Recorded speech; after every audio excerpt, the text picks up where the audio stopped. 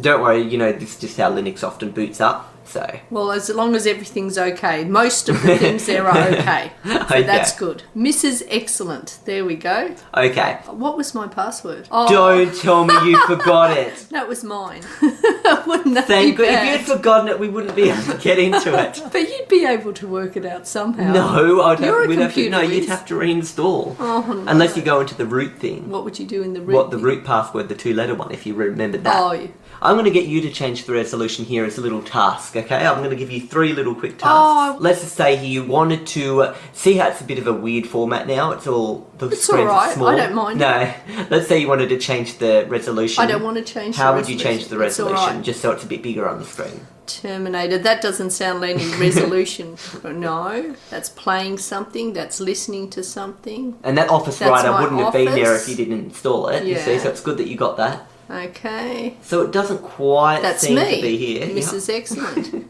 Connected to... I Wired thought it said network. the weird network. No, the wired I network. thought that said the weird network. So anyway, well, it's not there. So I'm assuming it could be in menu. So it's got a list of all your applications there. Well, it wouldn't be an application. Do you notice how, like, when you put your cursor over something, at the bottom it tells you what each thing is? System settings there, terminal there. Yeah, See? yeah. It's nice to actually It have would that. be system settings, Okay. obviously. And which setting do you think here you'd use to change the resolution? Make it so that you're no longer in a little box format. Okay, well, that's background, so it's not that. And I like this background anyway. Although I wouldn't mind seeing what their backgrounds You are going to change it in a moment, but before Yeah. you do, let's get the resolution sorted. Hot corners. So that means, like, if you put your cursor to a corner of the screen, it does an action. Oh. So if you want hot corners, you I can don't set. want They're hot like little corners. shortcuts. I would say it's the display. Okay, now you want to bump the resolution up just for the purpose of this video and stuff, because we don't have proper drivers I'd say or settings. that one. 1360 by 768, because you want a 16 by 9 aspect ratio.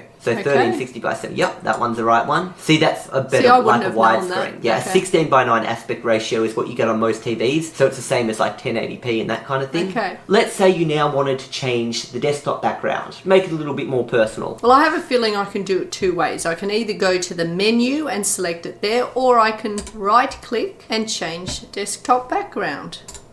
Oh wow! Yeah, there's lots quite a of- few here. Oh wow! They're actually quite nice. I like this one. Like, okay. No, I like that, but I like that one too. But no, I like this. This is similar to where we are. Now another little thing, let's... I like the way I select it and it does it instantly instead of having to press apply or are you sure or something. Yeah. See at the bottom here how you've got this multi-desktop thing? These workspaces here. So let's say Oh, you've got, yeah. you know, 4 like... of them. Let's say you had Chrome open, Yeah. Chromium to be specific. Let's say you had Chromium open, but you had a different desktop. See, and this is this in it and that one has Chromium in it, see? So it's almost like having multiple screens. Yeah, You yeah. see? So you don't use that feature, you never do. How do you think you might get rid of this workspace switcher thing at the bottom? Remove the current workspace. Remove the current workspace. You've got, oh wait, you had 3 of them before, now you've got 2 of them. Remove the current workspace. Yeah, you've got 1 of them. But this is the one, isn't it? Yep, but how do you think you get rid of that thing altogether? But if I get rid of that You don't one, want to remove the workspace, you want to remove the I want to remove the... workspace switcher. So now there's no switcher. It's simply one Well, you workspace don't need a there. switcher when there's one. So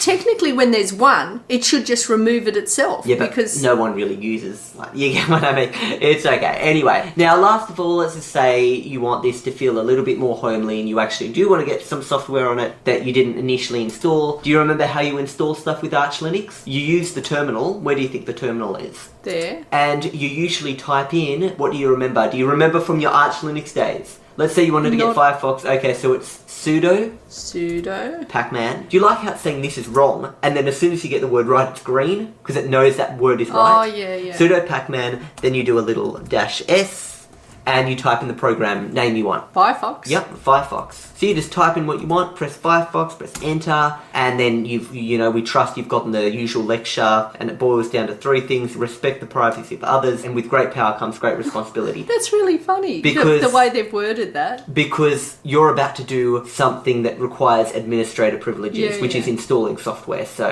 be very careful. Password for me, mine. Press enter. You press no. It has an invisible. Here's the package. You do a Y and enter. And there we go, it's downloading Firefox. Looks like a little Pac-Man too. Get it, Pac-Man? Yeah. Pac-Man actually stands for Package Manager, and packages are your software. So instead of calling something a software manager or something, it's packages. So the package you're getting now is Firefox. And there you go. But isn't there a copyright using Pac-Man? Because that's already a game. I don't know. This operating system had an issue being called Arch anyway, and they had to call it Anarchy.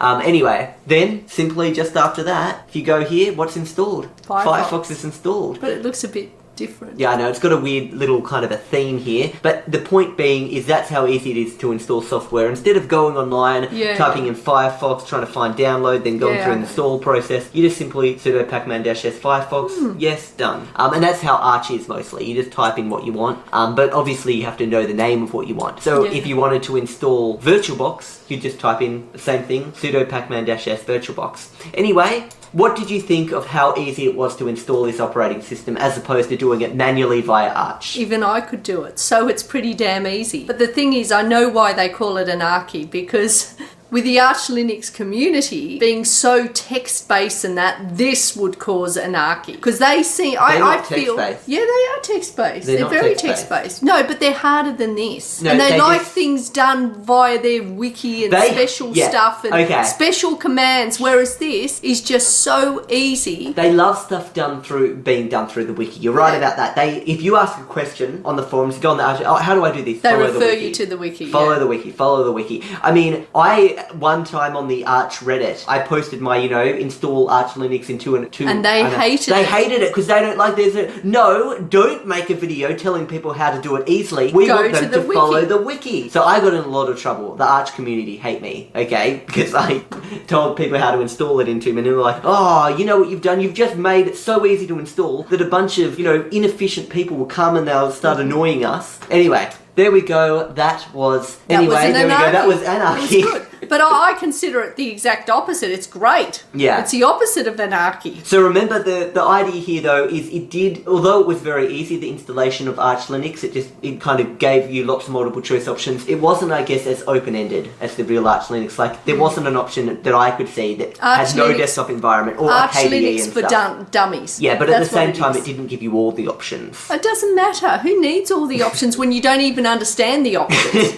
Just Arch Linux for dummies, and it's great. Yeah, but if you don't understand the options, you're obviously not going to be a user of Arch Linux. You might become a user of Arch Linux with being this easy now. You'd be using Ubuntu or Elementary OS, not this if you're a Linux dummy. Anyway, let's end this dumb discussion, finish up, shut down the computer, and we will see you next time in the next episode of OSFirstTimer. See ya. But you got to shut down the computer.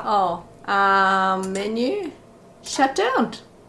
And based on, remember you chose Cinnamon? Yes. If you'd chosen Budgie, it would have looked all different, the UI. If you'd chosen another one... I remember using Budgie in some other one, so I thought I'll try something Budgie different. looks a bit different to what it did in that, though. Oh, okay. Doesn't matter. Anyway, everything you picked, it would have been different. Anyway, shutting down. So I hope you guys enjoyed this episode, and we will see you next time.